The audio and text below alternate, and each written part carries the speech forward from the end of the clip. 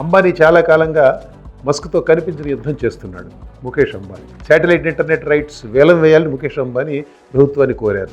ప్రభుత్వం తమ ఇష్టం వచ్చిన వారికి కేటాయించాలని మస్క్ వాదించాడు. ఆశ్చర్యకరంగా మోదీ ప్రభుత్వం అంబానీని కాదని మస్క్ కోరినట్టే చేయడానికి అంగీకరించింది. ఇది ఇండియాలో మస్క్ తొలి విజయం. స్పేస్ ఎక్స్తో అంబానీ జియో మిత్తల్ ఎయిర్టెల్ ఒప్పందాలు కుదుర్చుకోవడం రెండవ విజయం.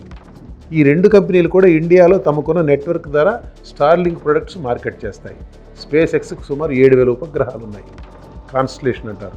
ఈ కాన్స్టలేషన్లో ఉన్న ఉపగ్రహాలు లో ఎర్త్ ఆర్బిట్ శాటిలైట్స్, అంటే భూమికి దగ్గరగా ఉండే కక్షలో పరిభ్రమిస్తాయి. వీటి ద్వారా భూమి మీదకి ఇంటర్నెట్ సదుపాయం అందుతుంది. ఈ శాటిలైట్స్ను 40,000కు పెంచాలని ఆ కాన్స్టలేషన్లో మస్క్ ఆలోచనట.